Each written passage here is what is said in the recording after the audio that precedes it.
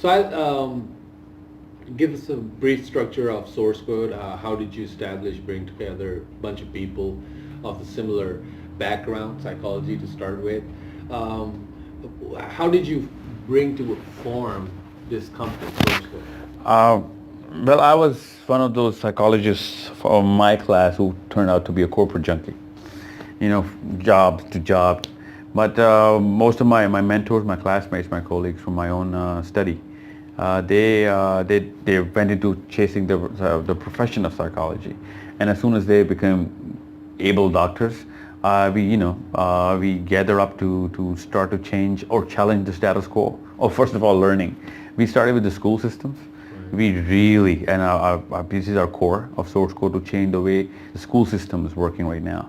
And we're really adamant in trying to create inroads on how to get real education and real learning into kids so that they can become great leaders. Future leaders. Right now, this education system is the perfect system to create followers and not leaders. It makes sure that millions of people are going to turn out to be great followers of the system, or whoever is calling the shots in the system, they'll naturally bow down to him, because it is, it is the only curriculum that is in every class and every day, and the way they've designed it, it is the least effective for to talk to the design of the human being.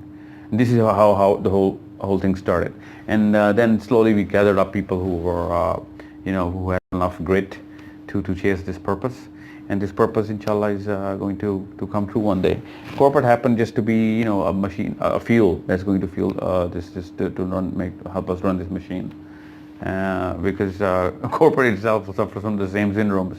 We do herd up the whole cattle and put them in the training room and say, you know what, slide number 1 and then slide number 99, and then you're off to go, and the same bell curves follow. After every training, the 20% are still performing, 80% are still not performing. Millions of rupees go into that training agency's pocket, and this is what I call the paradigm. One thing, last but not the least, certainly, it was very interesting to hear the fluid engineering part, where you introduced to us basically the science behind the liquid side of the human being, and hence is it so? I'm asking to confirm that you were able to connect leadership with at a toddler level, that you could start inducing. That's a great question. We've seen you on TV doing a elaborate. Not as elaborate as I would want to, because I had a bar on that and that session, time bar. You trying to knock on let me quickly jump into why I'm so picky on kids, because as soon as we set the whole the whole human being's momentum into one way of learning, the definitions of right and wrong, and giving him irrelevant concepts, good to have information for once someone is going to be 45 and we're giving him right now. No focus on character, all focus on capitalistic values. This is something which is why our kids are chasing the American dream right now. And I get married to a brown woman in Pakistan, and all of a sudden I've got 2 Paris Hiltons, growing up in my house. This is something because of the whole education system. If I wanted Paris Hiltons, I would have gone to New York and got married to a white girl, right? But how on earth is this whole 2 different dynamics coming into play? All of a sudden there's a big generation gap coming in because of the change of the values. The kids don't even know what the word value actually means. When they hear value, they think dollar signs, the value of a product. We used to hear value. We used to think the greatness of a man, the value of the person. So this change has happened because of the current education system. And this education system only affects the students, which are the kids. And this liquid engineering concept is as applicable to an 89-year-old man, just like that, an 8-year-old boy.